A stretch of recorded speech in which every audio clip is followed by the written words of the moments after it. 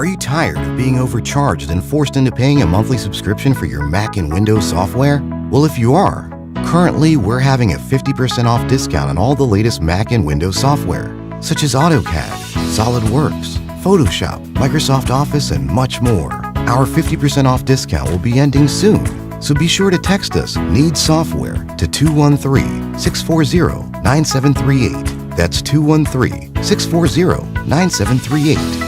We aim to please, so expect 24/7 technical support, the latest premium software, instant software links delivered to your email, and PayPal buyer's protection guarantee. Racism is the most powerful system on the planet, yet it is often perceived as the most taboo subject to discuss. World-renowned activist and best-selling author Tariq Nasheed takes on this challenge head-on in his new book, Foundational Black American Race Baiter. This is the most important book you will need in order to understand the mechanisms of systemic racism and how to counter this system. Get Foundational Black American Race Baiter now at Amazon and BarnesandNoble.com.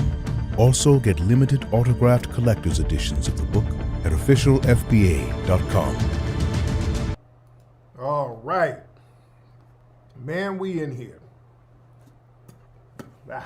What's going on with y'all, man? I'm here. I got on a Coon shirt, got on the Cousin T shirt, the Cousin T pancake, the pancake mix shirt. What's up, man? How y'all doing, family? We in here. We in here. It's hot as hell out here in LA, but we in here. God, dang, it is hot as hell out here in LA right now. But it is what it is. It's time to make it do what it do, man. Glad to have everybody in here. Puppy Kute, Lelafube to the family. How's the FBA family out here doing? How's the non-FBA family doing? Ladies and gentlemen. We're going to have a nice broadcast tonight. Waiting on everybody to get in the room. A lot of folks getting in the room right now. Man, first things first. There was a room, a Twitter space earlier today, a couple of hours ago. And the Twitter space was hosted by Luther Campbell, Uncle Luke. It was hosted by him. And he had Roland Martin in there. And Roland was in there babbling about why you got to vote and just doing all of this babbling. And we're trying to get on the mic. We're trying to get on the mic. They booted me out and then blocked me from coming back in the room. I was raising my hand when Roland was doing all that babbling. Yeah, they didn't let me speak, and that was deliberate. So there was a couple of moderators. Luke was hosting, a couple of these other dudes who were moderating. So we knew it had to be one of them. Roland wasn't the moderator. It was these two Democratic shills. And well, we see Luke really stumping hard for the Democrats right now. And yeah, Luke is non-FBA. So he's kind of stumping hard for the Democrats right now. So yeah, they threw me out the room because I was going to give Roland's thick ass the business. But yeah, he had co-host in there. Yeah. So yeah, the co-host can usually get folks out. And from what I heard, some of the other brothers were saying that they were throwing other people out of the room too. I saw Mel pop in there. They got Mel from Secure the Tribe. Shout out to that brother Mel. Mel came in giving them the business real quick, and they hurry up and got him out of there. He started, because you know, Luther Campbell, they like to talk about how Bahamians built Miami, which isn't true, by the way. Which isn't true. And shout out to Mel for going there. They cut Mel off real quick when Mel went there. Because Uncle Luke, he even has that in his book about how Bahamians built Miami. Yeah, Luke is Bahamian. Bahamians didn't build Miami. There were some Bahamian workers there when Miami got incorporated. It was a white woman from Ohio who basically incorporated Ohio. That was one of the first cities that was actually incorporated by a woman. But they brought, most of the workers were foundational Black American workers from Georgia. See, this is why we need to know some history. Many of them were foundational black Americans who were from Georgia. They did bring in some Bahamians, but they didn't build Miami. You see, it's just like when you have a Jamaican who throws a party and there's a bunch of foundational black Americans, it turns in Jamaicans created hip hop. See, this is why when you give certain people, you give them an inch, boy, they'll take a mile and just try to take over. This is why we gotta really, really gatekeep our culture. Yeah, miss me with they built Miami stuff. No, they didn't. They didn't even build the Bahamas like that. All right? If you built Miami, you could build the damn Bahamas. I've been to the Bahamas, and it don't look like Miami. All right? No disrespect to nobody, but we're going to have to get some straightening as far as this history. All right? But Mel went in there and checked them on that real quick, and they got Brother Mel up out of there. And also Mel pointed out that one of the first black millionaires was Dana Dorsey, a brother named Dana Dorsey, and Dana Dorsey was from Georgia. You dig? We're not going to do this thing where we act like foundational black Americans don't exist. Anytime you give credit to a black person, you got to give credit to a Caribbean or an African person, and we don't exist. We're not playing that game. We're getting this history straight, ladies and gentlemen. FYI, let me throw some receipts up here about some of the black folks who was doing some big things up there in Miami. Our good brother Dana Dorsey. Let me show y'all that brother just so you can know from a historic perspective. Dana Dorsey's Miami first black millionaire. This brother from Georgia, our FBA brother, went down there and started stacking up paper in Overtown. It was foundational black Americans making Miami what it is, making Overtown what it is. We're not going to erase our foundational black American culture. Even before that, even before the Civil War and before Miami was incorporated, you had foundational black American Maroons out there in Florida making it do what it do. It was our FBA Maroon brothers and sisters out there putting in that work in Miami, getting some straightening with them damn white supremacists down there. You understand? We're not going to erase foundational black American history. I'm doing a movie about the Maroons now. We're going to give props and give praise to our Maroon brothers and sisters who was down there getting them white supremacists' minds right. You understand? Way before any Bahamians came anywhere near Miami or Florida for that matter. But yeah, Roland was about to get the business. And the dude, Stephen Hunter Johnson, that's one of the moderators, and this is him lying. Because I got on Twitter, I was like, hey man, they kicked me out the room. Then he popped up here, hey, yo, Uncle Luke, the FBA Jesus, he's trying to throw a shot at me, says you kicked him out the space. I told you Marcel wasn't their leader. Tariq, nobody kicked you from the space. Looks like you got impatient. Bitch, nigga, if you're going to do something, stand on it. Now, he was one of the moderators, and he was one of the co-hosts. So this dude clearly did it. It was him. If you do something, dude, stand on it. You kicked me out the room. And this dude, Stephen Johnson, he's a Democratic shill, a Democratic shill tether down there in Miami. So buster ass dude, if you do something, at least stand on it, my G. Stand on it. You know Roland was about to get that work, talking all of that babble, doing all that boule babble, talking about y'all need to see if you don't vote, you let in people who ain't gonna do what you need them to do. Boy, I was about to give him the business. But I didn't hear the rest because I couldn't get back in the room. I was locked out. So I couldn't hear what else went on. I heard Marcel went in there and gave him some business. So that's good. Shout out to Brother Marcel. Shout out to Brother Marcel. Elevation Allah said that dude is an op. Yeah, he sounds like it.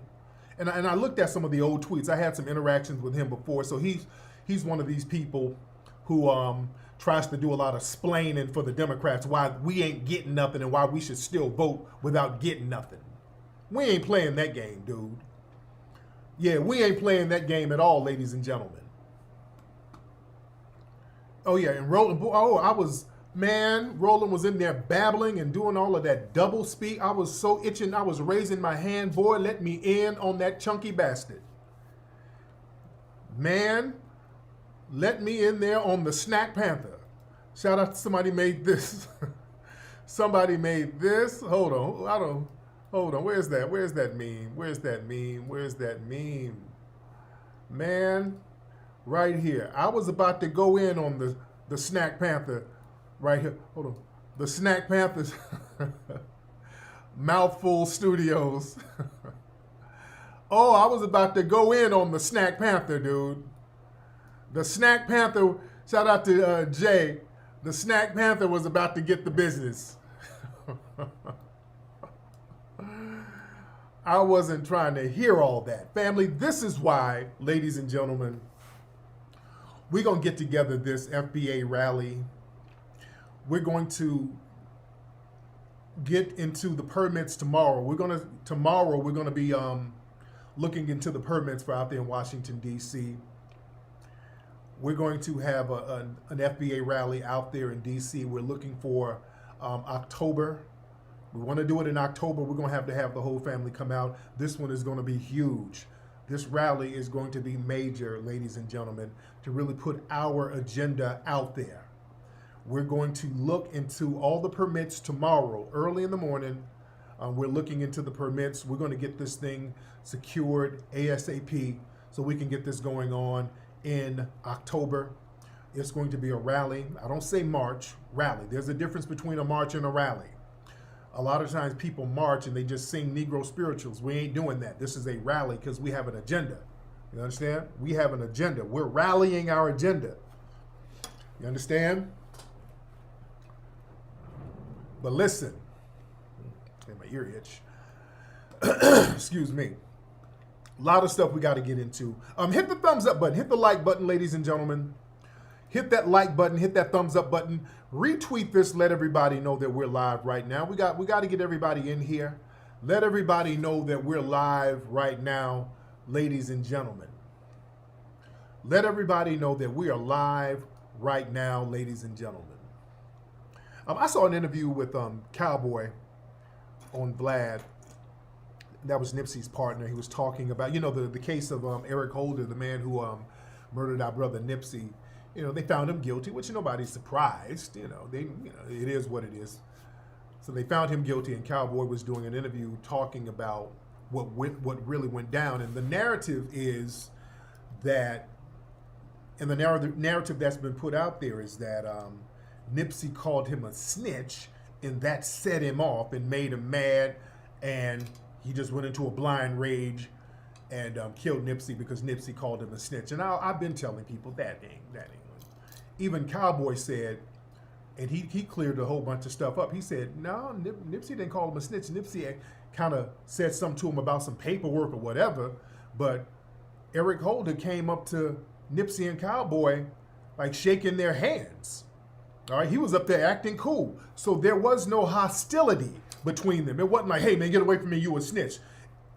The way Cowboy explained it was like, hey, Nipsey was like, hey, man, the block say, man, you got some real funny paperwork out here, man, so you might need to, kind of get that cleared up so your name ain't real raggedy out here in the streets.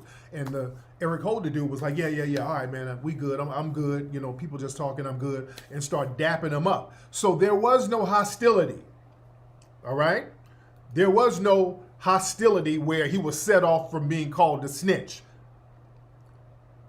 He went up there shaking their hand, acting like it was cool, then came back blasting, which shows that this was a damn hit, which is what I've been telling people all along. That was a hit. The dude went up there, making little small talk, kind of assessing the situation, seeing who was there, looking and, making sure there were no security around, making sure the coast was clear, making sure there was a clear getaway path. So, yeah.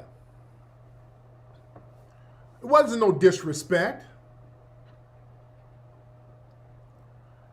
Yeah, it wasn't no disrespect. This dude wasn't set off because of no disrespect. That was a hit, man.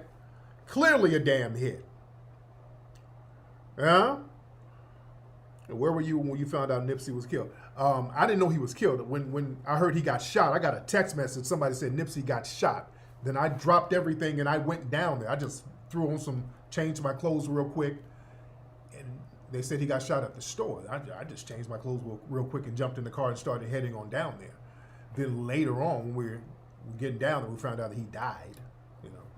But anyway, But I digress. But I just brought that up because the Eric Holder thing, that brother, that I won't say brother, he ain't nobody's brother, but that nigga got convicted. So, you know, it is what it is. But anyway, let's talk about this today, man. This is what I want to talk about.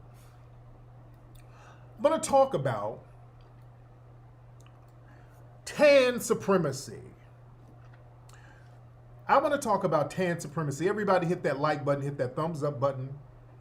I need you guys to retweet this, put it on your timeline, put it on your Facebook.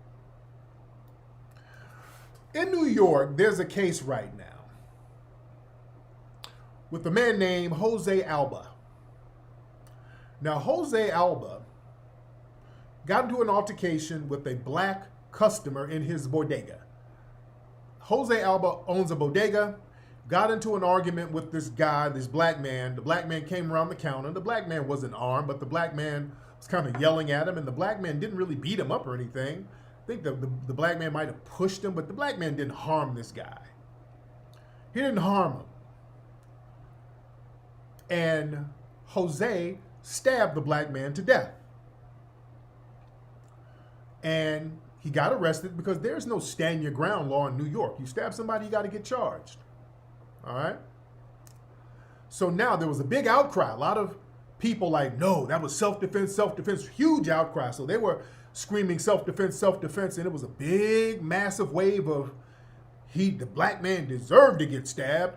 Oh, man, he deserved it. He deserved it. That was self-defense. Let that man go. So they lowered his bail. He got out. And now they're trying to just get the charges dropped altogether. All right? They're trying to get the charges dropped altogether.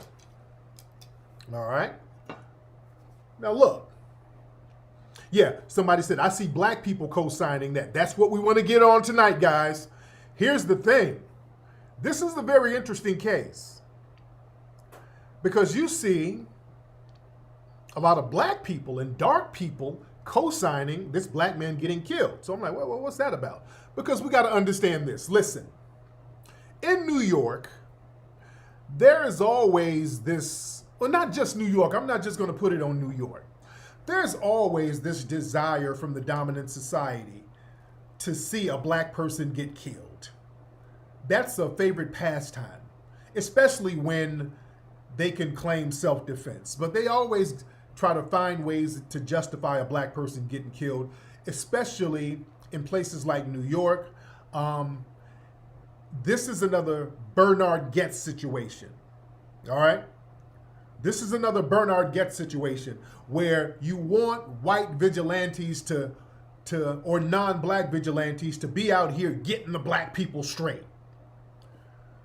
Somebody said I'm wrong here. How am I wrong? I haven't even made my case yet, Jason R. You saying I'm wrong? I haven't even stated a case about what I'm talking about. You don't even know where I'm going with this. You don't know where I'm going with this. Why are you hollering about I'm wrong and you don't know where I'm even going with this? But here's the thing.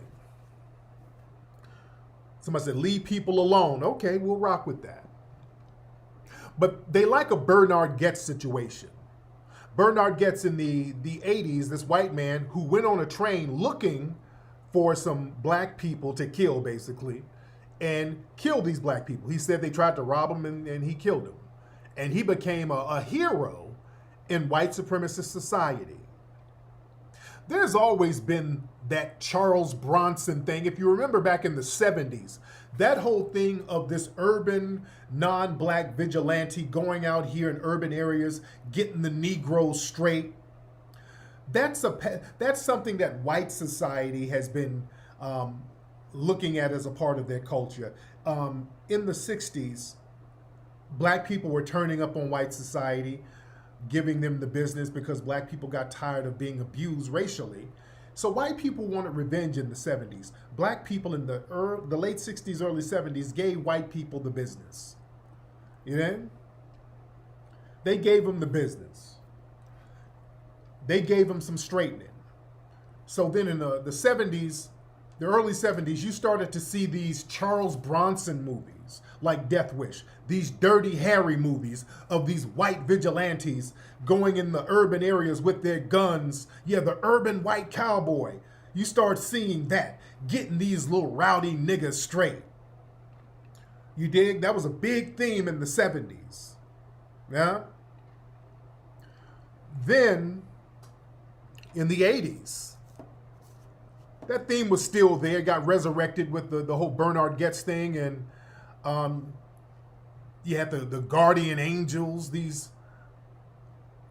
white Latino vigilantes who were kind of funded by the city, who were going in subways with beret, like they were green berets, had the berets on. And again, I remember as a kid seeing this on television. The way they made the guardian angels look, they made it look like they were getting y'all niggas straight in New York. The way the white media was portraying the guardian angels, the way they were portraying them was that these guardian angels are out here whipping these Negroes back in shape. All these Negroes out here mugging people, and the guardian angels are using their karate on niggas. That was the image they were giving of New York. Like black folks was getting beat up by the guardian angels. The guardian angels were like the dirty Harrys of the world. And the white media was boosting that heavy. And we started believing it until we started talking to dudes from New York. When we started to talk to dudes who were actually from New York, Curtis Sliwa and all those guys, then I started chopping up game with dudes from New York. And I was like, hey, man, what's up with those guardian angels up there, man? Getting on everybody's bumper, dude. What's up with that? What? Guardian, man? Son, the guardian angels, they are a joke, man. We eat them for lunch, man. We beat the brakes off the guardian angels, dude. Guardian angels ain't running nothing up here. Said, man, they laughed in my face. And man, we wish a guardian angel would come on our block with that nonsense, dude. Yeah, the movie Falling Down had that theme too. The New York brothers was like, man, a guardian angel better not be seen nowhere near this neighborhood, man. Guardian angel ain't doing nothing up here. But that was the message that they wanted to show. Black people getting straightened out by these white vigilantes. Because that's their fantasy. The police, they can only go so far, and then the city will get sued and all of that stuff. So they've always had this fantasy because the dominant society, they feel like cowards around black men. They feel like cowards because they have to sit here and deal with the military, which is the police, for protection all the time. The police, which is the military, has to act as personal security guards for white supremacist society. And you feel like cowards having to run to the police like a domestic battered woman all the time when it comes to black men walking around here. Black men intimidate you so much, as a man, you got to go run and hide behind the police like a bitch. That messes with a lot of these dudes' egos. So if one of them can catch a brother slipping and shake him up or shoot him, oh, God, I wish I could do that. Oh, you got so much courage. Oh, they love that. They love one of these vigilante non-black people. So now, a white supremacist can't really get down like that. So now, what they'll do, they'll settle for an off-white supremacist or a tan wannabe white supremacist to do that, like a Zimmerman. A George Zimmerman, if he goes out here and attacks an unarmed kid, God, that's good enough for us. Even though you're a coward, we're cowards too, but that's good enough for us. At least you got a win over this black person, even though he was an underage kid who you snuck up on. You see? So now, all y'all Negroes running around with that black and brown, they're getting the brown people who you think are brown, who you think has some kind of camaraderie with you, they're getting these brown people to do the dirty work. See, we think just because white supremacists are dying off, that white supremacy is going to die. That ain't true. Just because the white supremacists are going extinct, that doesn't mean white supremacy is going anywhere. They're going to adapt. So now we're going to have off-white supremacy, meaning tan white supremacy. We're going to have tan white supremacy. What they're going to do is pass the mantle to the tan wannabe white supremacists, which are the Hispanics and the Asians. All right? So now they're signal boosting a message to the Hispanics now. Hey, we're going to pass the torch to you if you get on code. We'll let you shank these brothers up and we'll give you protection. And you have a lot of these people co-signing it. Not only a lot of these brown people, so-called brown, you have some of these black immigrants co-signing that too.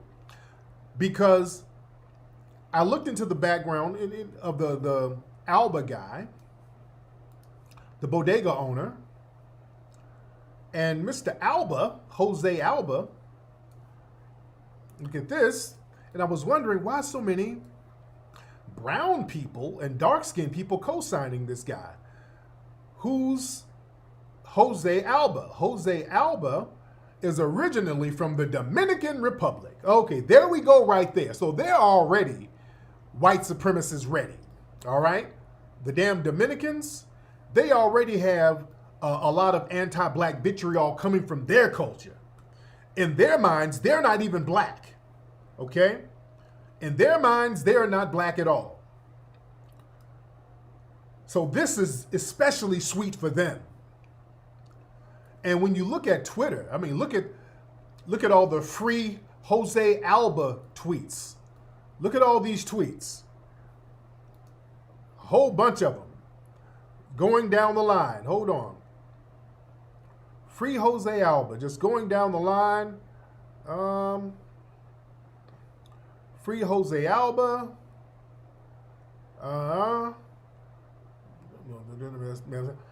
Now somebody said, hold on, wait, hold on. Wait. Jose deserves a medal, not harassment. Boy, so we see all the white supremacists co-signing it, but I want to show all the brown folks.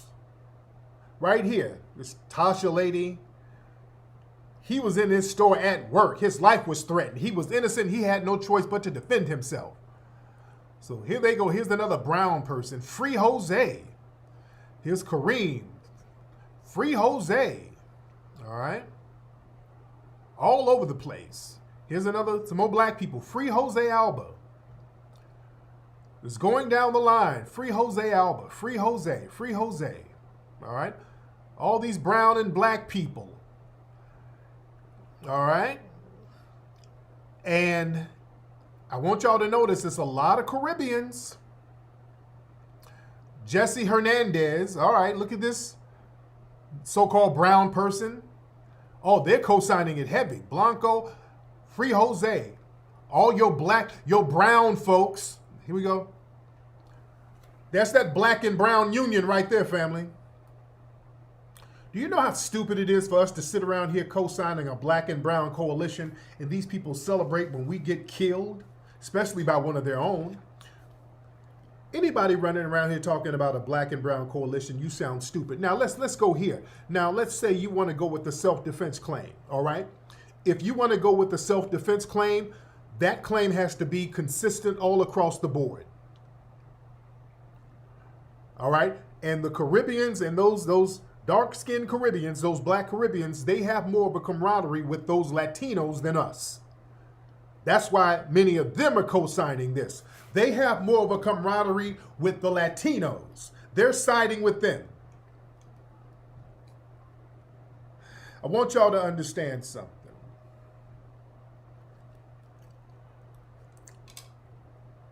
Dealing with these tethers and people co-signing this non-existent black and brown coalition. You sound stupid doing that at this juncture. You sound stupid co-signing a black and brown coalition. There is no black and brown. You understand? And right now they're planning on having these people practice off-white tan supremacy. Now, like I said, this thing has to be consistent across the board. The black man wasn't armed. He wasn't posing a lethal threat to this guy. So if you say that this black man who was unarmed, he deserved to get killed because leave people alone, you're going to have the same energy for the 3 black men in Ohio who killed that suspected white supremacist for shooting at them with an illegally modified pellet gun. All right? Based on your logic, these black men were being chased. They were not being left alone. They were being shot with an illegally modified pellet gun, and they didn't know whether the gun was real or not real, and they defended themselves, and them brothers are in jail right now. So the self-defense thing has to be more consistent, and Ohio is a stand-your-ground state. New York isn't. So the brothers in Ohio had way more of a legal standing to protect themselves. And New York is not even a stand-your-ground state. So those brothers in Ohio need to be free too, just like Mr. Alba. So if we're going to go with one program, let's go with it all across the board. That's my thing. Somebody, what's up, brother Tough Love? You said the dude assaulted somebody and got did up. Okay. So the dude in Ohio assaulted some black men and he got done up. So why don't you guys advocate for those brothers to get out of jail too? Because all of these people sitting here co-signing what Alba did, they were the same ones saying that those black men should have went to jail for defending themselves. Well, it was just the water gun. Wasn't just a water gun. Because if we're going to go that route, the man in New York, he didn't have a water gun. He didn't have any weapon. He didn't have any weapon on him. You dig? So if you're going to say that there was a non-lethal weapon or there was a non-lethal circumstance in Ohio, there was a non-lethal circumstance in New York, but he still got killed and you co-signed that. Therefore, you're co-signing the self-defense case in Ohio. The brothers need to be freed. The brothers in Ohio need to be freed too. That's what I'm saying. I don't have a problem. If you want to go with self-defense, let's go there. It has to be across the board. I'm not going to do racial double standards. I'm not even arguing that it wasn't self-defense. If that's the case, the brothers in Ohio, they need to be out too. If those brothers in Ohio deserve to be in jail, put Jose Alba's ass in jail too. And that's not even a stand-your-ground state in New York. We're not going to have double standards based on race. All right? We have to stop co-signing double standards. And a lot of you Negroes who are non-FBA tethers, shame on you. This is why we are delineating from yo ass, because this is usually a proxy for us. These folks have no problem seeing a black person who they can utilize and look at as a foundational black American, as a representative for all of us. And we don't even know the lineage of the man in New York, but the visuals of it is good enough for them. He represents FBA. And a lot of these tethers, they don't mind us getting shot up, stabbed up, because that means another FBA is out the way so they can come in and tether in the place. You see? We got to understand this dynamic and understand what it is. See, this is the problem. Well, we have to understand black people, foundational black Americans especially. And when I did the interview with DJ Academic, and people loved that interview I did with Academic, by the way, Academic confirmed something that I talk about, how in these Caribbean and African cultures, you all look at white supremacy differently than we do. A lot of you look at white supremacy much differently than we do. Even though we're treated the same, and that's usually their go-to. Man, well, white supremacy don't be differentiating. If they pull me over, they ain't gonna ask if my Caribbean or FBA. Shut up. Shut up with that tired argument, because that's not the point. We know the white supremacists look at us the same, but we don't look at them the same. We look at white supremacists differently than a lot of non-FBA people do. Why is that? Because non-FBA people are actually taught to worship the white supremacists. You are taught in your culture, because in your culture it's majority black, all you see are black people, and whenever white people come through, it's like God is coming through. You are taught to worship white people as gods. Even Academic owned up to that. When I was on his show, He said, yeah, man, with me living in Jamaica, man, whenever a white person showed up, it was like Santa Claus. The word got out, hey, man, there's a white person here, white person here. So everybody got excited. And that's the point, family. Many of them bring that same mentality of white worship over here. They bring that same God complex of whiteness. They think whiteness is godlike. They bring that over here. And then when they come among us and see FBA fighting the white supremacists and going against the white supremacists, we got to understand a lot of these tethers get offended. This is why they always co-sign the white supremacists, because why are they offended? Damn it, you nigga, you're attacking God. How dare you attack my God? They get upset when we go after the white supremacists. Why do you think so many of those tethers get mad at the Hidden Color series? What is this nigga? All of this hidden colors, that is pseudoscience. What's pseudoscience about it? I don't know all of it, nigga. Because we got a movie series where we're calling out white supremacy. How dare you niggas call out God? We're calling out their God. They're very protective of white supremacy. Oh, they're very protective of them. They don't like us challenging white supremacy because they don't want another situation. They think black people in control means the same thing that goes on in their homeland. It ain't the same. When we run things smooth. It ain't the same over there where everybody got these crazy tribal beefs where they're beating up each other and chopping each other. No, we don't do that. We don't do that. And when we point out all the tribal differences and beefs and the degenerate behavior, their go-to is, oh, look at the creeps in the bloods, nigga. You guys got the creeps in the bloods. Stop it. Crips and Bloods don't do none of that stuff. The Crips and Bloods, that beef is so long gone. Ain't even no real beef with the Crips and Bloods no more. Also, with the Crips and Bloods, even they get on code against white supremacy. The Crips don't join the white supremacists against the Bloods. The Bloods don't join the police against the Crips. At least they got sense enough to get on code to not join the white supremacists against each other. So you can't even say nothing about no Bloods and Crips. They got sense enough to get on code a little bit. Hell, during the LA riot, they got enough sense to get on code and go against the white supremacists and say, hey, man, let's have a truce right now. This is our enemy over here. At least they had sense enough to do that. Y'all over there still joining with the white supremacists and the Asians against different tribes. Yeah? You can't say nothing about the Bloods and Crips or any foundation of Black American. Yeah?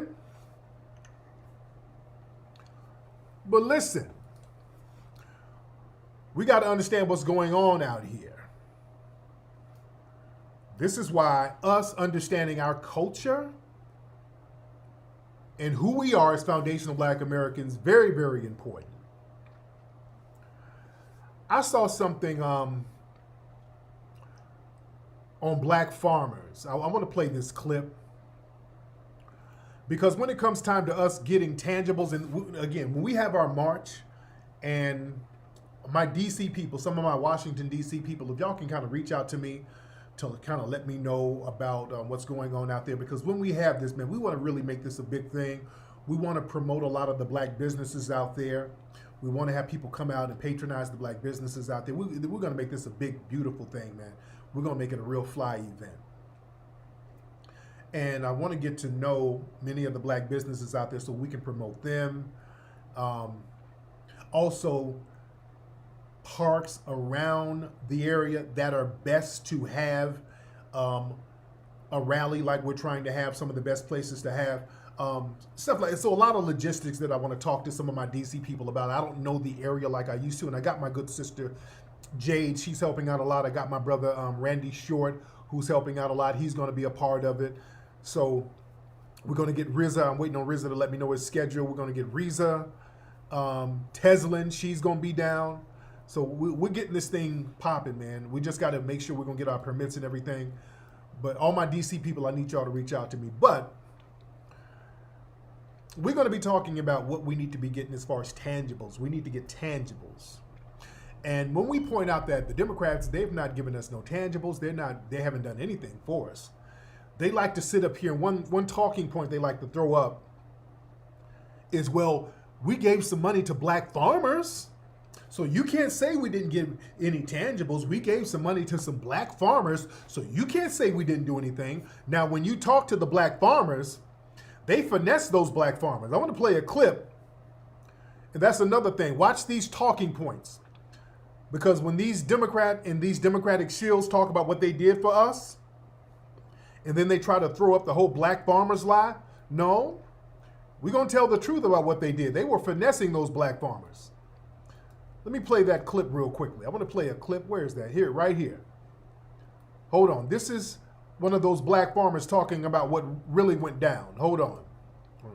On your show earlier when Senator Lindsey Graham made those comments, he should be ashamed of himself, because I've been lobbying him for years about the plight of the black farmers. We've lost millions of acres of land. We've lost our way of living, our livelihood. And the COVID relief spending bill that provided the $5 billion in debt relief, $1 billion for outreach and technical assistance, and the other $4 billion for debt relief was a 30-year-old ask from myself and others. Even as I was promised debt relief and a settlement agreement, I still didn't get it after the Secretary of Agriculture told the local and county office to provide me with debt relief. I want to let the audience know it was white farmers who got basically all of the debt relief for the 30 years I was asking Congress and the courts to provide debt relief to black farmers. White farmers got debt relief in this country with ease, and black farmers like myself were denied the time and time again to get debt relief in this country. The stack has been stacked against us. We've been facing discrimination. As you noted, the banks who've been bailed out in this country were one of the very first to speak out against black farmers getting debt relief in this country. So the government has failed us, the banks have failed us, and it's almost like 40 acres and a mule. When we were promised these things. And every time there's a pot of money that's supposed to go to black farmers or black people in this country, we're told we have to wait. Last July at the White House, I was promised a meeting by President Biden that hasn't happened. Since that time, we provided $50 billion in aid to Ukraine and other regions of the country, but we can't find a way to get the debt relief to blacks and other farmers of color in a timely manner. Oh, and Brother Boyd, that other farmers of color, no, brother, he had me until then. Brother, you had me until you stop with that farmers of color, brother. No, no, no. That's why you ain't got no money. That right there, he messed with other farmers of color. No. Stop that farmers of color. That's why you didn't get the money. When y'all start including all of these other people talking about farmers of color, that opens the door for you to get finessed. Don't do that, brother. Don't do that. That ain't the lick. Not with that farmer of color stuff. That ain't it right there. That is not it whatsoever, ladies and gentlemen. That ain't it. That ain't it. That ain't it. Man. But yeah, that was a finesse. That was a major finesse, ladies and gentlemen. That was a finesse. And we got to understand and recognize when these people run these finesse games on us, family. We got to get some tangibles here. Yeah, that brother, he was talking good until he went there. You lost me there, brother. You lost me there, brother. You lost me there. You lost me there. We got to be very careful about what's going on with this stuff. Let me see what else we got here. Speaking of understanding our culture, I saw something on Netflix. Somebody put me onto this documentary. Excuse me. It's a documentary called Rumble. And it talks about the Indians, how Indians rocked music or something like that. Rumble. It's a doc. Let me see if I can find a poster for it. Hold on, let me see if I can find a movie poster for it.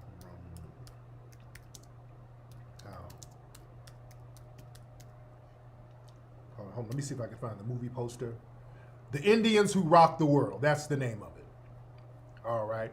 It's called Rumble. It's on Netflix. And let me show you all the poster for it. Hold on. Let me get a big poster for it. All right. So this is it right here. Rumble, the Indians Who Rock the World. And family, let me tell you about this documentary. And this is why, family, when we, as foundational Black Americans, I want y'all to listen to me very close about how we look at our nationality. We acknowledge that foundational Black Americans, we are a combination of Black Aboriginals, Black people who were explorers who came here, and Black people who were brought over from Africa. All right? We are a combination of those three groups. We are a combination of Black Aboriginal people who have been here for thousands of years. We're a combination of the Black explorers who were coming back and forth from Africa and Portugal and Spain and the Middle East and all of these places, who were coming back and forth, and the Black people who came over, who were brought over during slavery. We are a combination of those three groups. When they combined and those three groups combined, we became a totally new ethnic group, which are now foundational Black Americans. We got to be careful, because a lot of times when we look at the fact that many of us were indigenous here, some Black folks want to claim an Indian tribe. Okay? And truth be told, Black folks got kicked out of those tribes really in the late 1800s and early 1900s. Black people got kicked out of those tribes. Also, even before then, some of the Aboriginal tribes, all of them were captured and put into slavery and reclassified as Negro, and then mixed in with the African brothers and sisters and some of the Moors who came over. So that became a new ethnic group. I want y'all to understand how this works here, because you have some Black folks, well, I'm Choctaw.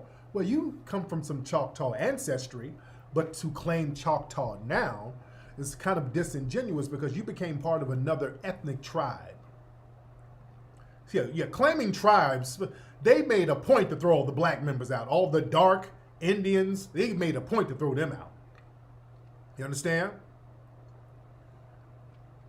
But we are a distinct ethnic group, ladies and gentlemen. That's how ethnic groups form. Ethnic groups form by different groups coming together based on certain circumstances. Like I talked about certain Indian tribes. Certain Indian tribes, they had one name, they were living along a certain area.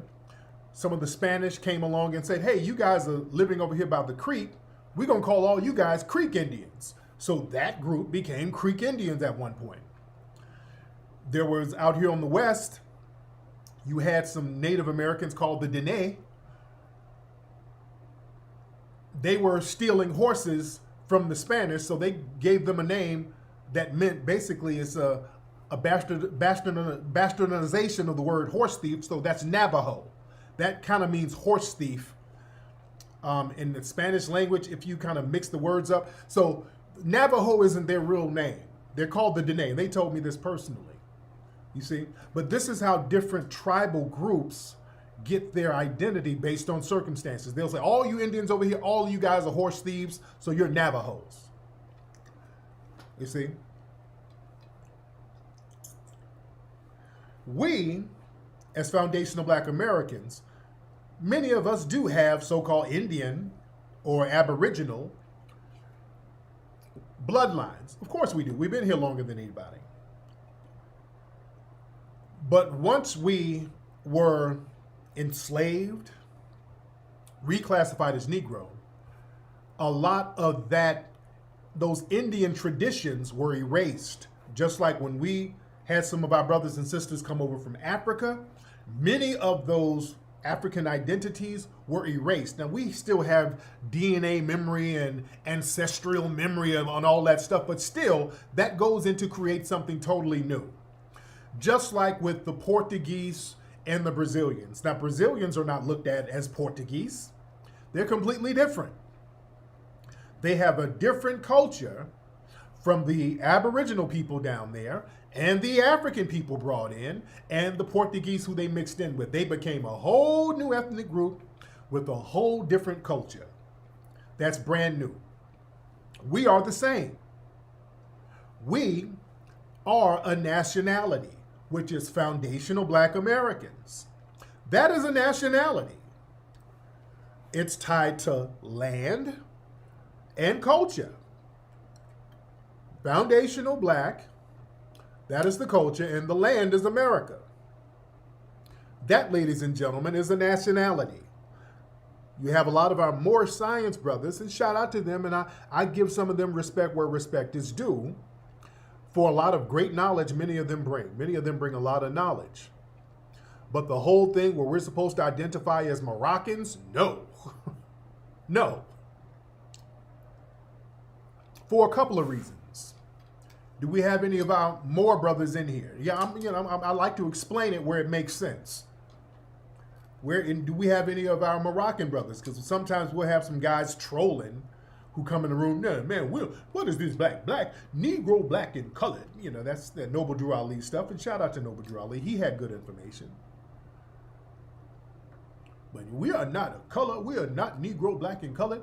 We are Moors, and Moor means black. And that ties us to Morocco. Well, damn it, we can't go to Morocco. We're not citizens of Morocco. They don't let us go to Morocco and get any kind of dual citizenship. Let's get off that. Let's be real. Let's get real here. Let's not just talk some bullshit. We can't go to Morocco and get dual citizenship. And Morocco is not the power it was during the 1700s. And look, Jose Pimenta Bay, I love that brother's stuff. Excellent stuff. But there's some things that I just emphatically disagree with based on the practicality of it. Yeah? Because what happens is, Morocco, they got a lot of anti-black racism up there now. You got black folks show up to Morocco and get their ass whooped right now. Then you got black folks going through Morocco from West Africa, getting the brakes beat off of them in Morocco right now. All right? They are not kind to black people. They're killing black people right now. I'm not claiming no Morocco. And the Moroccan Empire is different, now. The Moroccan Empire at one point, it went down and deep into West Africa. It went all deep into the Middle East. The Moroccan Empire at one point was a thorough empire. You had some prominent black people in it at one time. It is not like that no more. Yeah? That Morocco thing ain't working, family. Let's keep it a buck. And the only reason it worked in the 1700s was because the Moroccans were controlling the seas over there to a certain degree. They were pirates. The Middle East and the sea over there in the Mediterranean Sea, that was the super mall at the time. That was a very hot spot for trading. If you can get over there and trade, that's where the money was. And you had the Moors over there guarding the seas. And they were taxing people for bringing their ships over there. All right? And what happened was the Moors of Morocco at the time had a deal with Britain. And they had this deal where they would let British ships go through. They would have to pay a little money here. They wouldn't mess with the British slave ships. And then they made the same deal with the United States. Yeah, they made the deal with the United States. Hey, look, we'll recognize you as a new country. If you come over here to Morocco or you try to trade in the Mediterranean, we're not going to kidnap you guys. Also, one of the stipulations was if you capture one of us, because if you bring slave ships, and this is what I don't like, and this is why I can't co-sign the whole Moroccan Fez thing. Part of that treaty that they have, the Treaty of Peace and Friendship, part of the treaty was that the Moors, or the Moroccans, knew about them coming over there, getting black people and enslaving them in Africa. They knew about it. And part of the deal was, hey, if you want to go enslave some of these black folks over here, we ain't gonna mess with your slave ships. But if you make a mistake and enslave somebody who's a part of the Moorish Empire or the Moroccan Empire, you gotta let them go. That was part of the deal. They didn't have a problem with them enslaving people, but just don't get nobody from the Moroccan Empire. That's why there were cases here in the US of black people who were actually Moors, and they were actually freed. But here's the thing. A white person had to come co-sign, because most people didn't know that, you know, if they captured you and they brought you over here and you're like, hey man, I'm a Moorish king. All right, well, get your ass over here in this cotton field, king. But no, I'm really a king over in Africa. So that became a running joke with white supremacists. Even now, today, the whole Kang, we was Kangs, that's a running joke with white supremacists today. Because they were getting Moorish royalty. And there was a case, I think, in New Orleans where there was a brother who came from a royal family who was part of the Moroccan Empire. They enslaved him and they sold him somewhere in Louisiana. He was in town selling fruit on Sunday. They would let them go in town and sell fruit. A white man from Britain who knew him when he was younger, his family saved this white man, and this white man recognized him. And this white man was like, hey, what are you doing here? He's like, hey man, they enslaved me. And the white man said, hey, no, I can vouch for this guy. This guy comes from, a Moorish family. So then the case became kind of an international thing. And they let him go, but it took years for them to let him go because he had children here, and they wouldn't let his children go. You understand? But that's why they would erase our backgrounds. They would have us over here, and they wouldn't let people know where they were from. They just put you on a plantation, especially as a child. They get a child and just say, hey, well, you ain't got no background. And the kid, well, hey, yeah, I do. I was part of this black Native American tribe. Oh, no, you weren't. And I'm gonna sell you over here to this plantation in Mississippi, and you gonna start fresh. Yeah, there's a book called Prince Among Slaves that talks about this. Yeah. But I'm saying that to say this. We got to be careful about identifying with these other groups, because what happens is, going back to that movie Rumble, a lot of these people in the movie are trying to say that a lot of blues and jazz actually comes from Native Americans. And they were comparing some old Native American chants and then comparing it to blues. And then they were pointing out the fact that a lot of black blues artists did have some Native American ancestry. See, we got to be careful. We got to be careful. Many early black blues artists did have Native American ancestry. So they were kind of using that to kind of say, well, really, the blues didn't really come from black folks. It was really from the red Native Americans. That's a lie. Yeah, man, you got to watch them. Yeah, they were trying to say that blues and jazz really came from some damn Native Americans, meaning the red ones and the white ones. Oh, that movie was all cap. It was cap. Yeah, see, we got to watch that now. Don't give your lineage away to anybody. Yeah, don't give your lineage away, because they were kind of pointing out the fact that Jimi Hendrix has Native American ancestry. James Brown has Native American ancestry. But we got to be very clear. Just because somebody has indigenous ancestry, that don't mean that they're still that tribe, because the $5 Indians will try to latch on to that. See, don't give nobody our lineage. All right? We're not giving nobody our lineage. We're not giving nobody our lineage. All of these skills and talents comes from foundational Black American lineage and culture.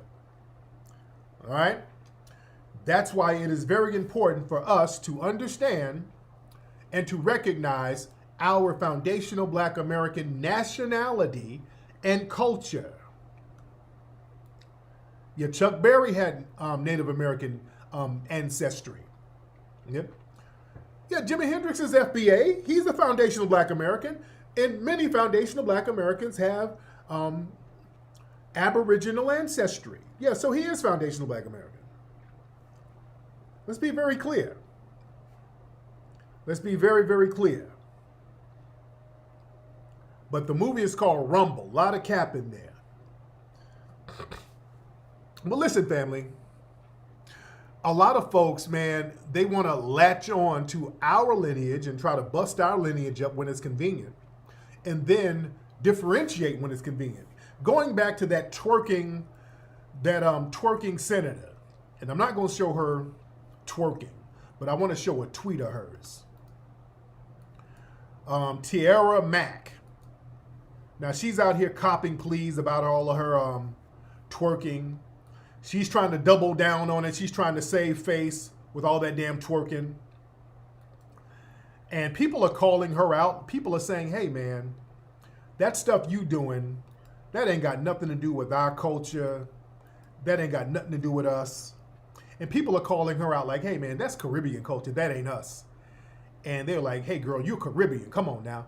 And this is some of her tweets right here. She was like, because they're getting on her about her Caribbean background. She tried to say, this is, and watch this doublespeak. I'm not Caribbean. Both grandparents born in America. Same with parents. Watch this fully. So that's just some interview. She's trying to get clout from an interview she did about her dumbass twerking. So now, remember, this woman was bragging about being Caribbean on her own website. Now, when she was up here running for office, she was bragging about being Afro-Caribbean. She was bragging about it. Now she wants to throw that old funky, crusty booty twerking onto us and put it on our culture. We're saying, no, we don't want it. Now she's trying to say, well, I ain't really Caribbean. No, you were claiming Caribbean. And look how she tried to be slick. Both of my grandparents were born in America. See, that's not saying anything. That doesn't mean you ain't still Caribbean. You see?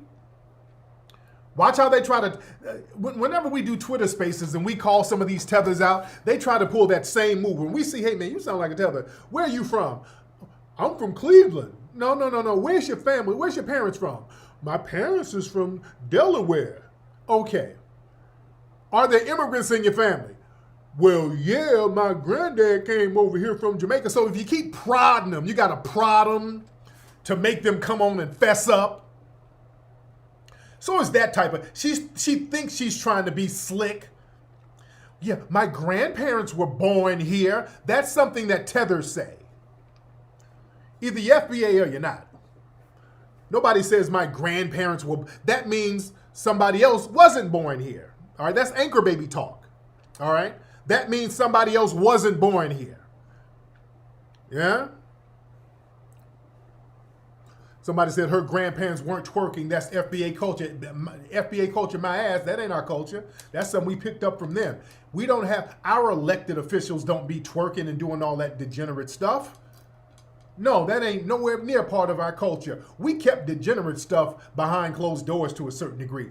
They brought all of that stuff over here. Yeah, that ain't our culture. Let's keep it a buck.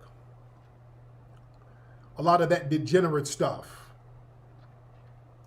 That ain't our culture at all. We have our degenerate stuff over there. We know not to have, we know how to differentiate degenerate stuff and upscale stuff. We got a real strict line about that. We don't like mixing up the ratchet with the respectable stuff. People call it respectability politics. No, we got a real strict line on that. You know, that's part of the church culture. Certain things you don't bring up in church. You got to be on code. Even if you are a hoe on Saturday night, you come to church and act like you got some sense and respect the Lord and respect the family on Sunday, no matter what you do. We've always had that part of the culture. You still have some respect for yourself, at least right here. Yeah?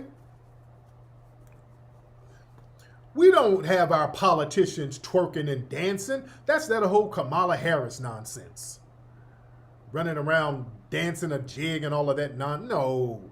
Kamala's non-FBA too, by the way. Twerking on a damn handstand. Give me a break. Rosa Parks wasn't twerking. Coretta Scott King wasn't twerking. Betty Shabazz wasn't twerking.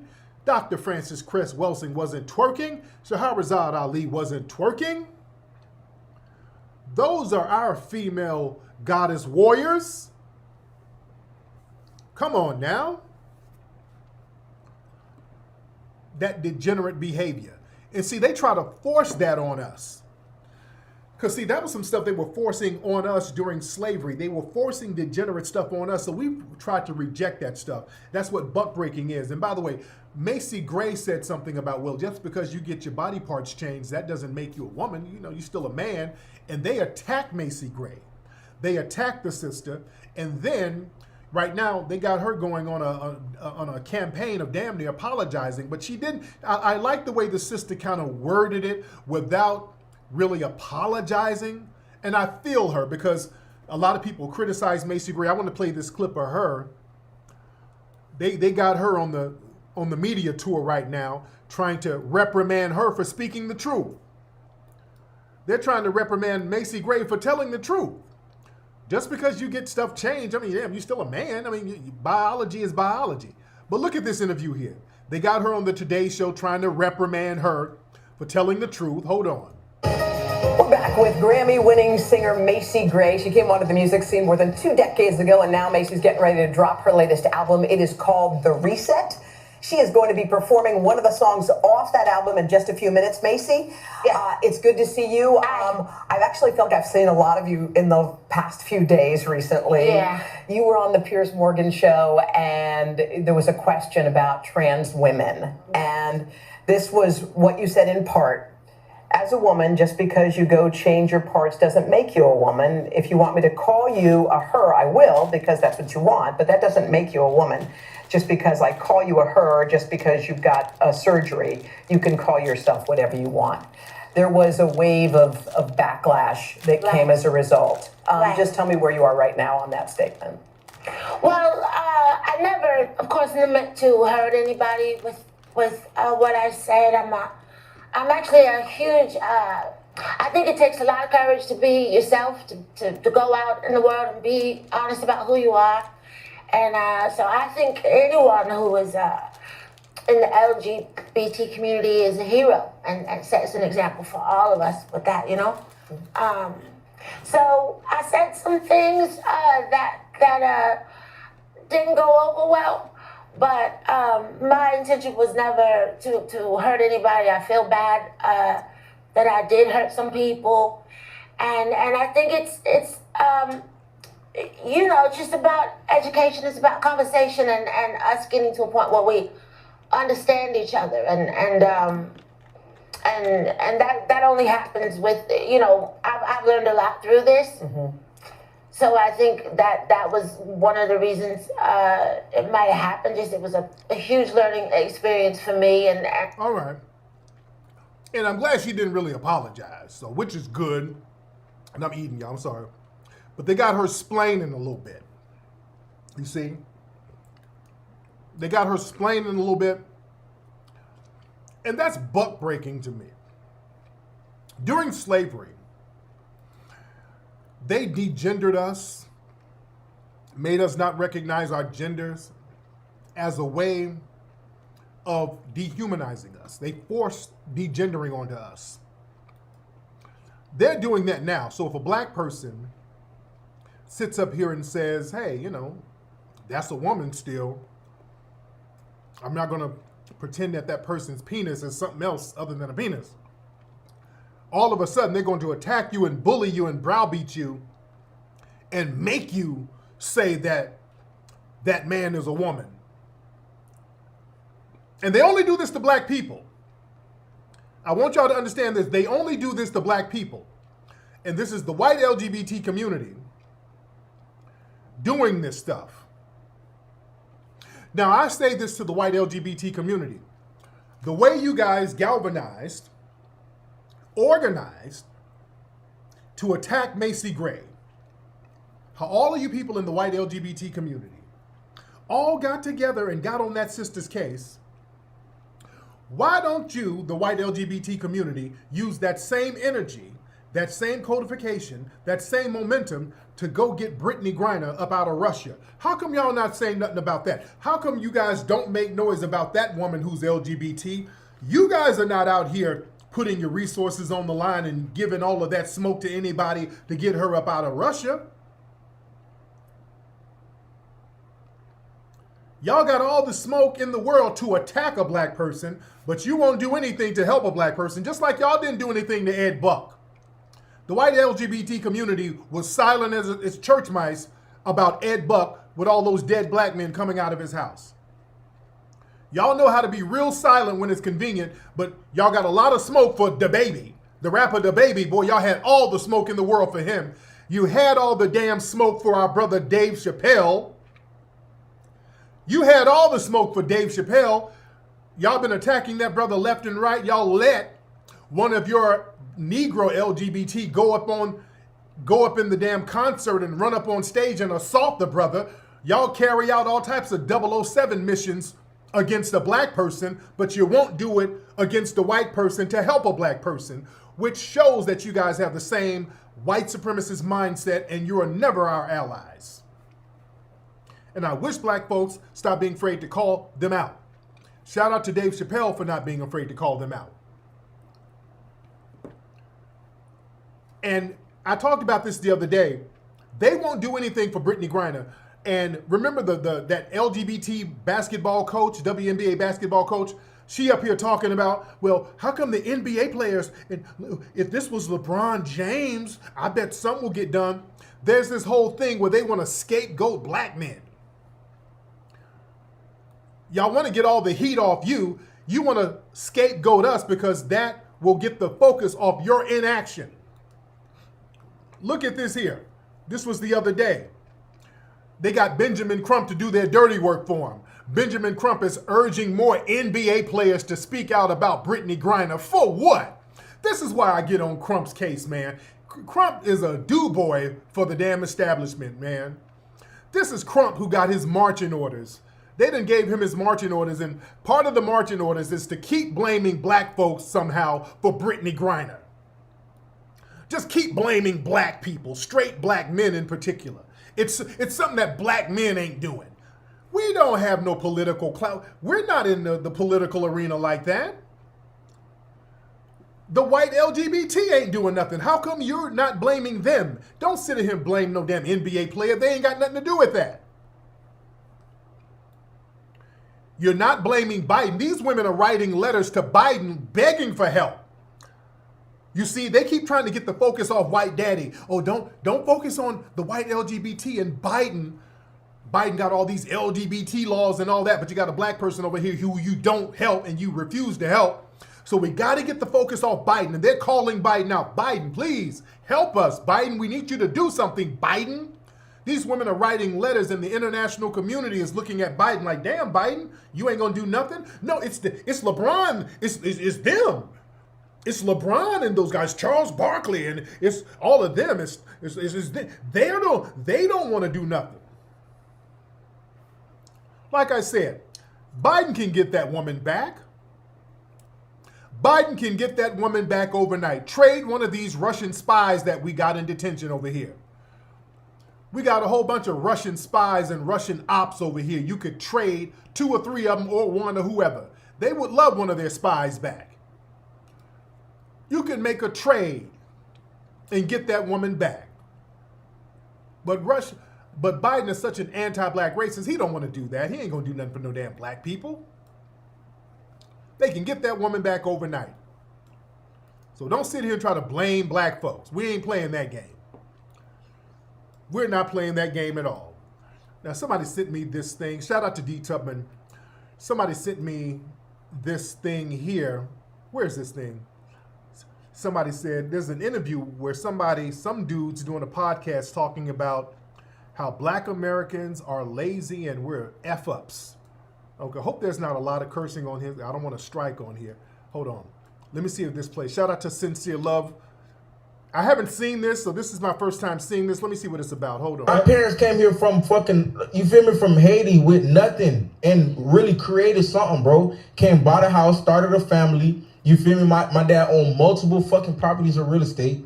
You feel me? My mom worked her fucking ass off every fucking morning on the dot up every morning. No excuses, fam. She get the fuck up and get the shit and do what she have to do. But every time I hear these fucking Americans, all they do is fucking make excuses, fam.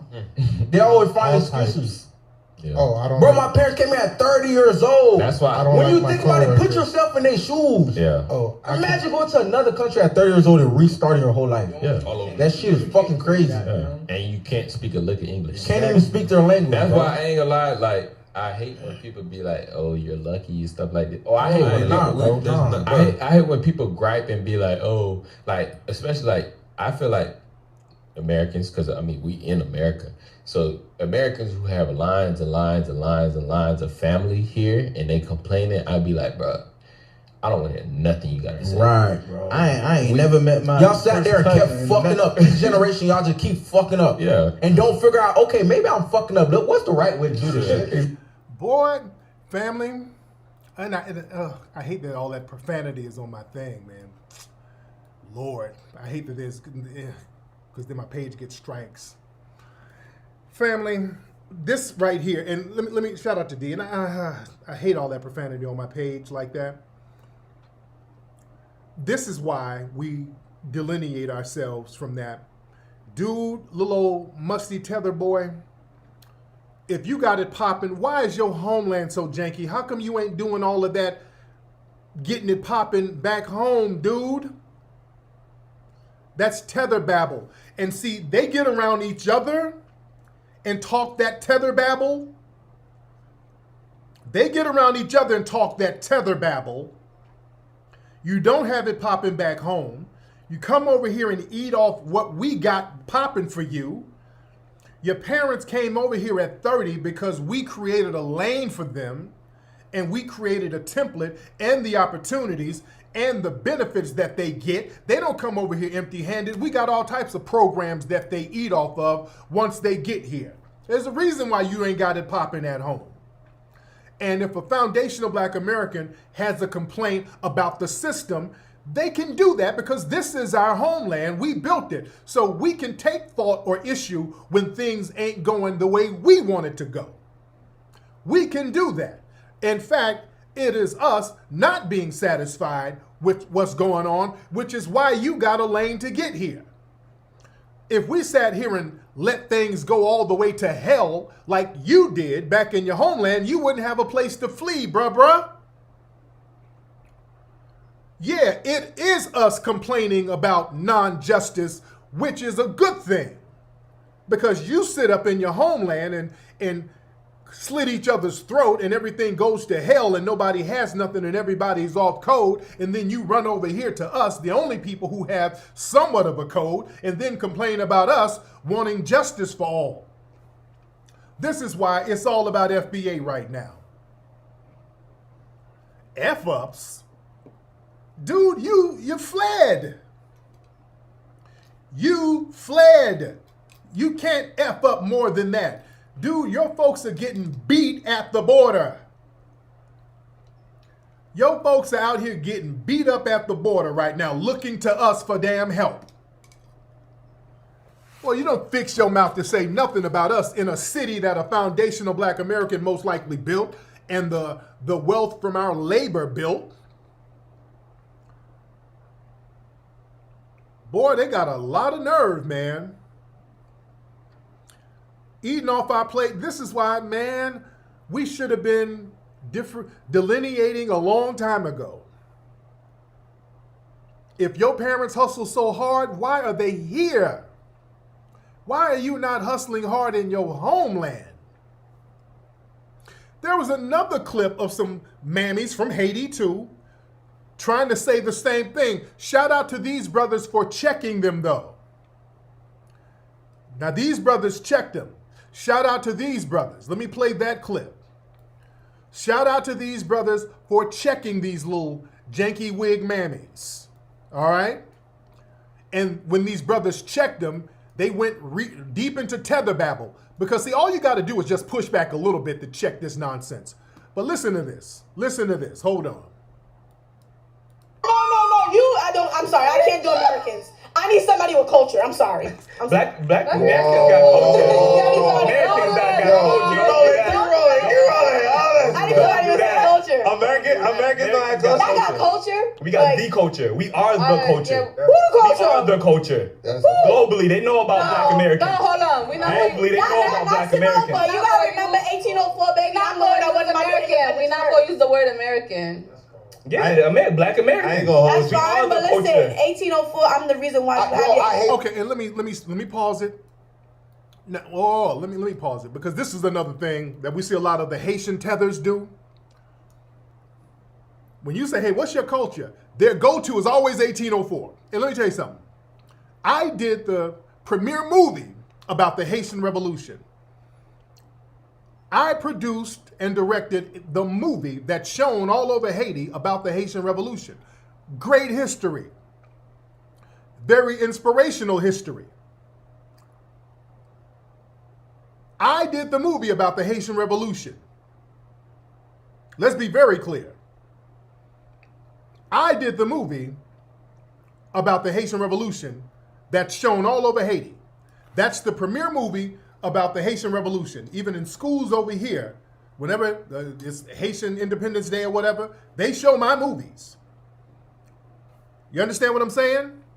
Let me tell you something. How come none of y'all produced that movie? How come y'all didn't produce that movie? Why was it a non-FBA who produced that movie? If we're going to go there, let's go there. Why was it a not non-FBA, but an FBA? Why was it an FBA person? I'm not Haitian, and people thought, are you Haitian? No, I just like the history. I like that. I thought that history was gangster. I respect that history. An FBA had to produce that movie. Y'all could have done it. How come you didn't do it?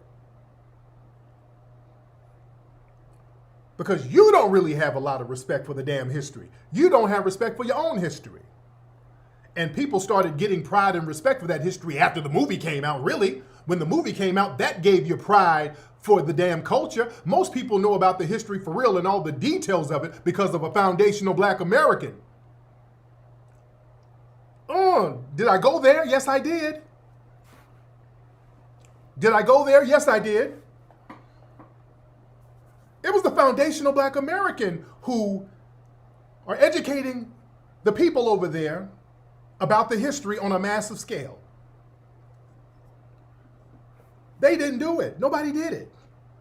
Nobody got a couple of $1 million together from your culture and put that movie together. You dig? And what they are not going to do is sit there and just hang their hat on the culture from 200 years ago, because that culture now ain't the same. Oh, it ain't the same. If somebody asks you about your culture and you got to go back 200 years, that's what you got to hang your hat on, that means you ain't got no culture no more, because that culture ain't the same no more. The culture of Dessalines and Toussaint ain't it no more. That ain't the culture no more. All right? That culture ain't there no more. Dessalines and Toussaint, they would not like what's going on over there now. With people over there begging white folks and all of that stuff, and everybody's off code. The child sex trafficking and all of that stuff. Yeah, Dessalines and those guys would not like that. Let's keep it a buck. That ain't the culture no more. You ain't got no culture. If somebody asks you what your culture is, well, 200 years ago, man, we had did this 200 years ago. That means you ain't got no culture. Don't speak about our culture. We are the culture here. Let me play the rest of that. But yeah, when they always try to hang their hat on that, that ain't the same. And let's be real, the culture of Toussaint and Dessalines and all that, that got deaded quickly because of the coons there. Because it was the coon class that turned on our brothers. It was them white loving French coons down there who turned on Dessalines and those brothers. And Henry Christophe. Them coons turned on them brothers. And that coon class, this the culture now. That coon class, cutthroat class is the culture now. Let's keep it a buck. Let me play the rest of this. Hold on. All right. Hold on. That's the part I hate about Haiti was the first free independent country. First black free independent. That ain't got nothing to do with. That don't got nothing to do with America. That's nice. I'm just letting you know the reason why y'all have y'all independence. Y'all coming over here because of us, because of the. And then she just get to lying. Then they just get to making up some stuff. Well, I'm just letting y'all know the reason why y'all got y'all independence is because of us. And then they're asking them, what the hell what are you talking about? What does that even mean? That's called tether babble.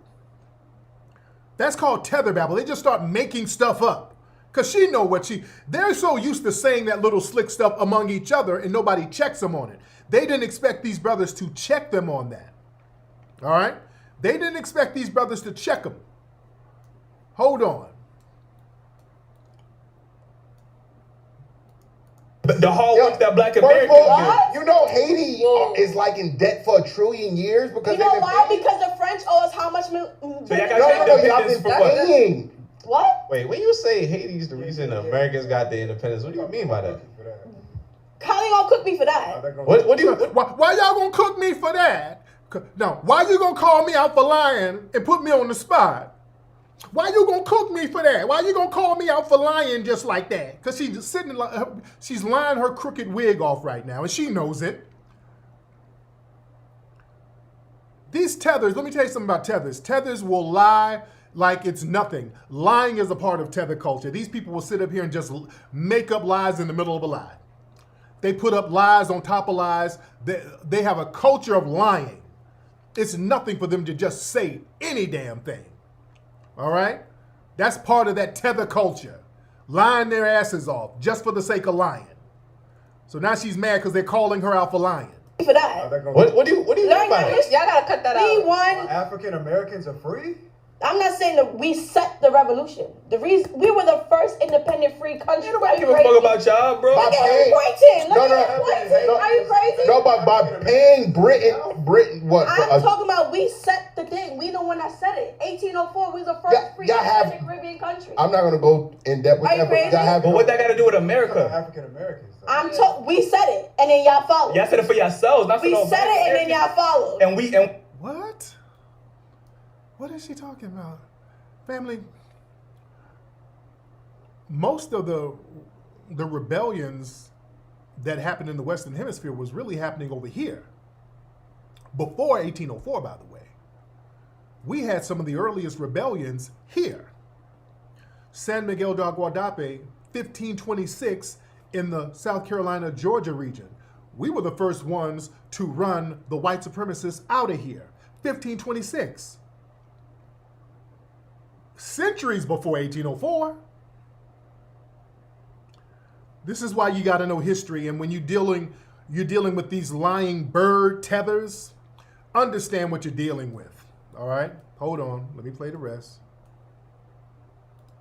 And we set the stage for y'all immigrants to come over here and profit off of America. And you're mad that we came to. No, I'm not mad. I'm not mad. I'm telling you what black culture provided for you and your family. How that provide for me and my family? Because we set the standard. We set the Who standard. came here? I ain't come here. You My family came here. And they made their money and they went right back to Haiti. So what's up? So why you ain't go right back to Haiti? Because why would I come back to Haiti? I'm Gucci where I'm at. Where your parents live? They here. Lord. And they doing the flow. How's that going right back to Haiti? That ain't going right back to Haiti. So yeah, her she just got so confused with her lies. She's so dumb and confused that's just tether babble. Because they always tell the lie.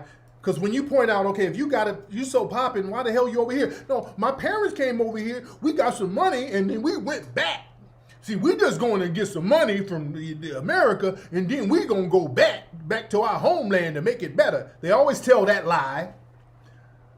And then they were like, okay, where's your parents? Oh, they here. And the dudes were like, oh my God. Lying tether babble with those crooked ass shady wigs Somebody said one of them had a Pop Warner chin strap on that wig. But lying tethers, boy, that's what they do. That's why we see a lot of these videos, these little hate videos of these tethers, always making videos about me lying. That's part of their culture, just making up stuff, lying. That's what they do at home. It's nothing for them to just sit up and lie all the damn time.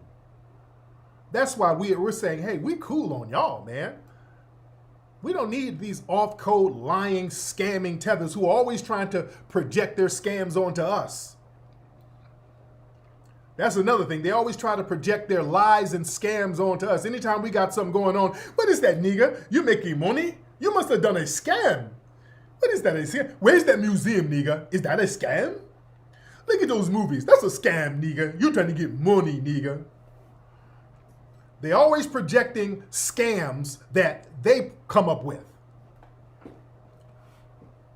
Yeah? Even when I was on Academics show, we're talking about, I was asking him, because again, Academics was saying some of the same stuff, and I respectfully checked him on all of that stuff about what are you doing that FBAs ain't doing?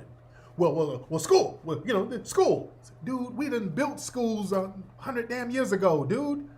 You are Johnny come lately when it comes to school, dude. We done mastered the school thing. We're still mastering that. We done founded schools, dude. We still got independent black schools, foundational black American run schools all over the country, dude. Y'all are not doing anything we haven't done.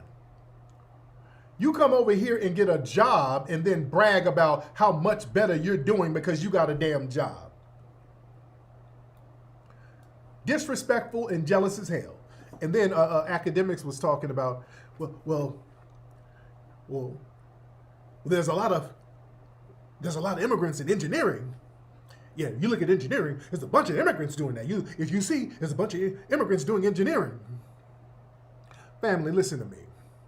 Listen to me. Like I said, you guys are Johnny-come-latelys. The concept of bioengineering, family, do you know we literally invented that? Bioengineering, and let me tell you something.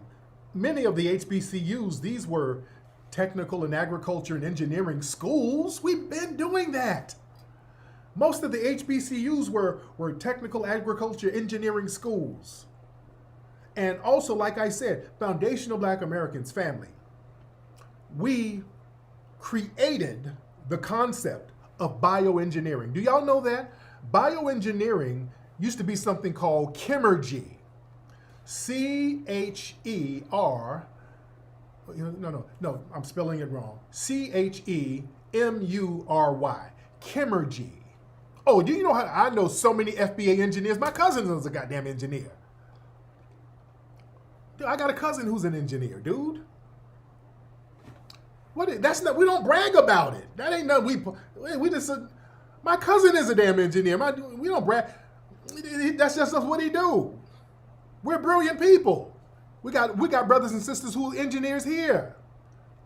You Johnny come lately. We've been doing that. Like I said, we started bioengineering. It was called chemergy, which was started by George Washington Carver. Did you know that?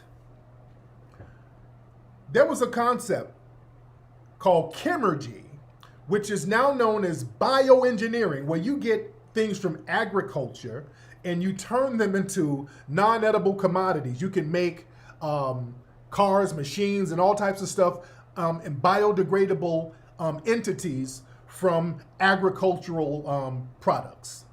Our good brother, foundational black American brother, George Washington Carver, created that. That is bioengineering. We literally created that stuff, family. You're a Johnny-come-lately if you're popping your collar now over some stuff we literally created a century ago. You dig?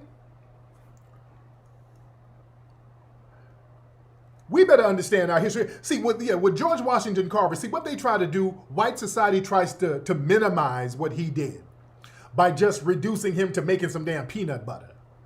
See, that's like a thing. They try to minimize our accomplishments, and we don't really fully understand how thorough some of our brothers were. Our brother George Washington Carver helped save some of the agriculture in the South because the peanuts that he used wasn't just to make no peanut butter. He was using peanuts and sweet potatoes and mixing them together to get iron to put back into the soil so that the crops would be healthier. You understand? He was using that to put more nutrients in soil by using the peanuts. He knew the properties of peanuts had a lot of nutrients that would help the crops, mixing those with sweet potatoes and other products. That's what he was doing with the peanuts and many other things. Let me tell you something. Henry Ford had George Washington Carver around all the time. George Washington Carver was Henry Ford's right-hand man. Henry Ford didn't have that black man around him to make no damn peanut butter. I promise you that.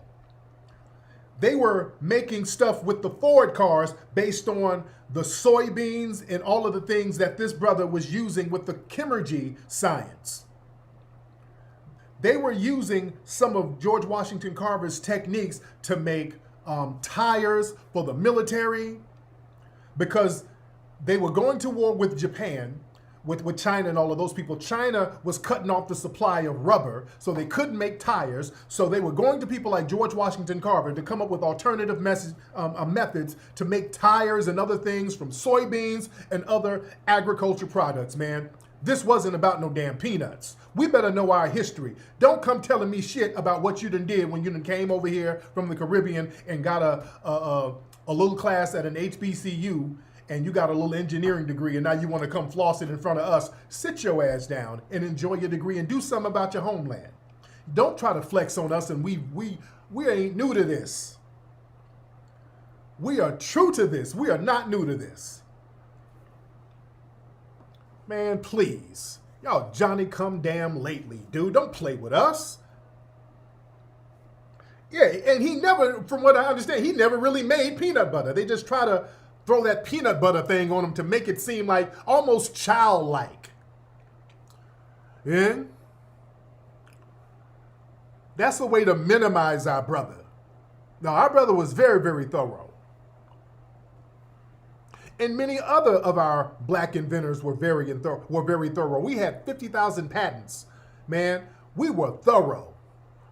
You people are Johnny-come-latelys. Don't come over here popping your collar about nothing, especially if you can't do none of that stuff back at home. Yeah, the Patterson family. Patterson and son, C.J. Patterson, this brother was making cars before Henry Ford and making the cars better. Yeah? And then they got together and got him out of business. Yeah? Yeah. Don't ever let nobody come over here and disrespect foundational Black American, your culture. Don't let them ever disrespect the culture. The fact that your ass is over here, you can't disrespect our culture. The fact that you're over here is because of us.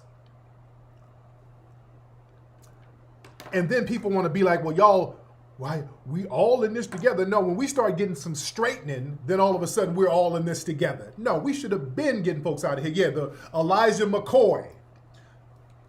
This brother was making products so thorough that people were stealing his stuff. Elijah McCoy, this brother was making products that were so thorough and people are so used to stealing our stuff, they got his stuff and tried to mimic it and steal it and duplicate it. And it got so janky where people said, hey, if you bring us this, don't bring us that fake shit. We want the real McCoy. We don't want all of you white knockoffs. Because all you white people, y'all trying to mimic this brother here. Whatever this brother did, he did it thorough. We need the real McCoy. That's where the term comes from, the real McCoy. None of the fake knockoffs. Give us the real McCoy. Because they just take our stuff. We make something and people take it and just steal it and just kind of run with it. You know?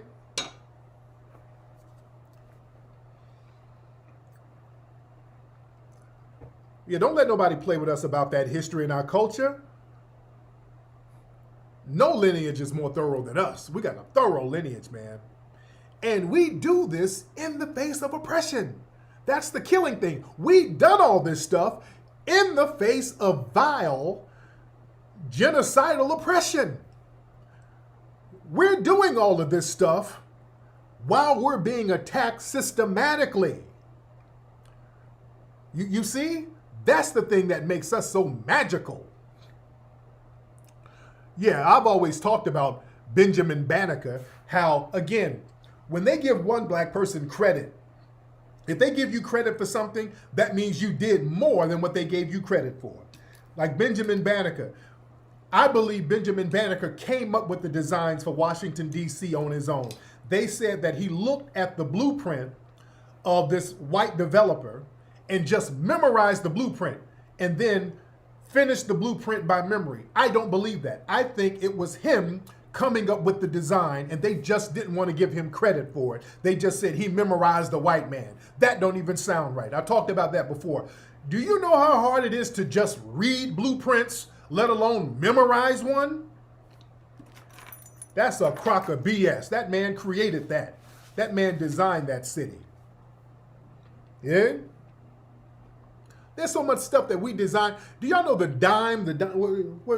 10-cent piece, the dime that we have, that everybody has in their pocket? We've done so much stuff that we don't even know about. Most people don't even know about. But the dime, the 10-cent piece that's in your pocket. Do you know the dime was designed by a black woman? The dime that's in your pocket, the 10-cent piece, was designed by a foundational black American woman. Oh, yes, it was. That dime, what they use on the dime,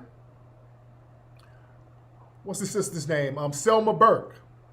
They never really gave her credit for it. This is the sister right here. The dime that everybody has in their pocket, it was a sister named Selma Burke.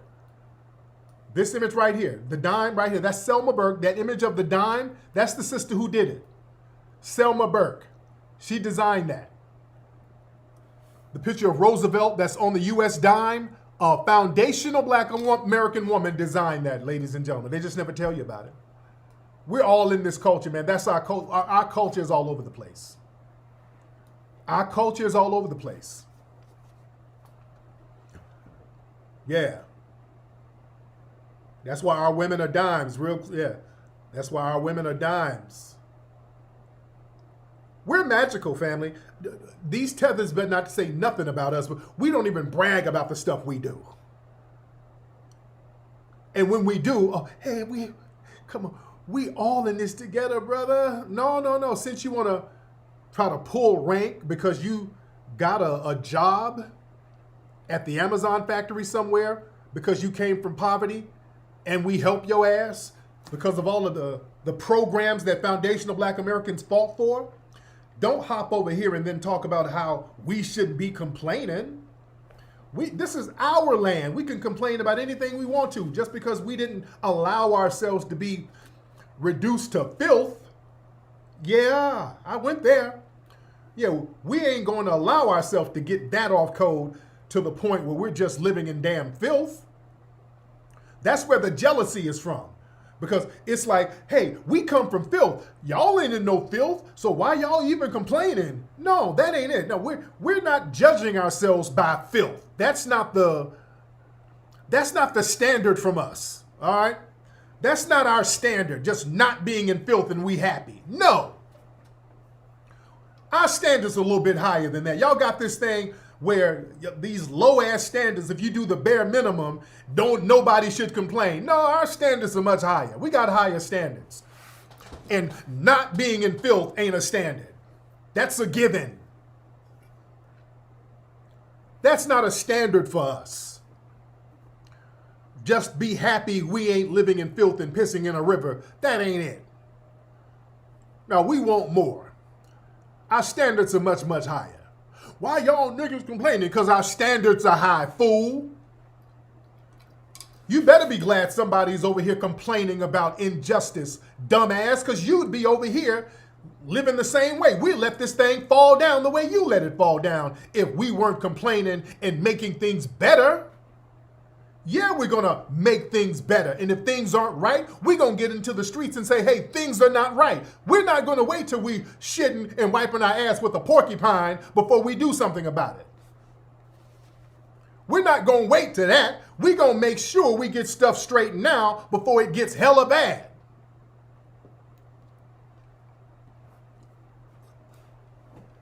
Give me a damn break. Yeah, we complain when things ain't right and we try to make it right. Hell wrong with y'all niggas, man? Bringing that dusty ass mentality over here. Take that back. Anyway, y'all, I'll be here all night. Let me go in here and attend to my little baby. Gotta go see my precious baby. Gotta spend time with my precious baby, man. Listen, man, this is why the rally, the reparations rally, man, is needed more than ever right now, man. Tomorrow, we're going to start checking on our permits and trying to get everything together so we can make this thing happen. We need the family to come together in a unified front to let the world know what we want from a grassroots perspective, man. That's what we're going to do with this thing. We're going to try to make it happen in Washington, D.C., family. We're going to have to get the family out. And people have been waiting on another FBA conference. Our last FBA conference from a couple of years ago was a huge success. And people have been wanting to have that happen again. So this would almost be a version of that. We're going to make it a great event. So we're going to get this stuff together. We're going to be working hard this week to get this rally together so the family can come on out, man. I think it's going to be a huge thing. So I'm going to keep people posted on that. Anyway, man, go to officialfba.com. Get my book, Foundational Black American Race Baiter, if you want to get that game. Anyway, man, I'm up out of here, man.